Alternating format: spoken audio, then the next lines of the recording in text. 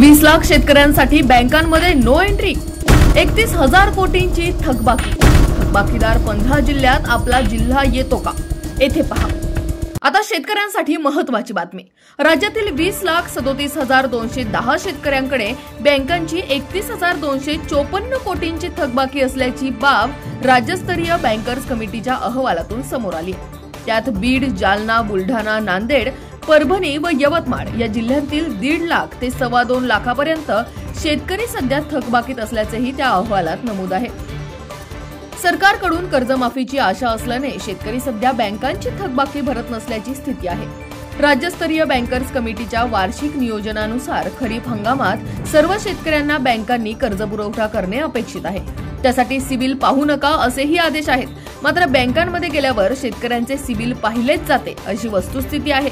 खरीप सुरू होऊन महिना संपत आला तरी देखील बँकांनी कर्ज वाटपात हात आखडता घेतल्याची ही वस्तुस्थिती आहे। विधानसभा निवडणुकीत विद्यमान सरकारने शेतकऱ्यांना कर्जमाफीचे आश्वासन दिले होते, त्यामुळे अनेक शेतकरी त्या आशेवर असून त्यांनी अद्याप बँकांची थकबाकी भरलेली नाही। बँकांनी अनेकदा नोटिसा बजावून देखील शेतकरी बँकांमध्ये फिरकलेले नाही। राज्यातील 1.25 कोटी शेतकऱ्यांपैकी पूर्वीच्या थकीत कर्जामुळे 20 लाखांहून अधिक शेतकऱ्यांसाठी बँकांचे दरवाजे बंद झाले आहेत। राज्यातील सोलापूरसह 15 जिल्ह्यांमधील शेतकऱ्यांकडे बँकांचे सर्वाधिक थकबाकी आहे।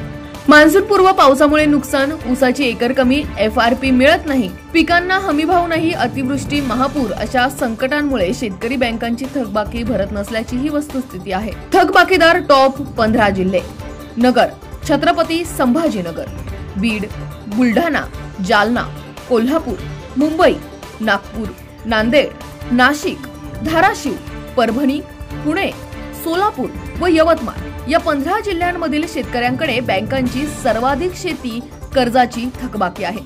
नाशिकमध्ये 2,790 कोटी, सोलापूर जिल्ह्यात 2,681 कोटी, यवतमाळ जिल्ह्यातील शेतकऱ्यांकडे 2,256 कोटींची थकबाकी।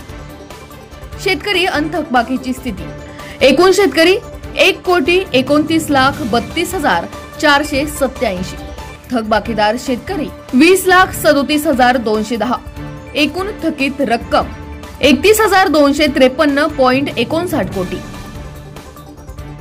अशाच ताज्या आणि महत्त्वपूर्ण घडामोडींसाठी पाहत रहा राष्ट्र सह्याद्री न्यूज। राष्ट्र सह्याद्री न्यूजला लाईक करा, शेअर करा आणि सबस्क्राइब करा।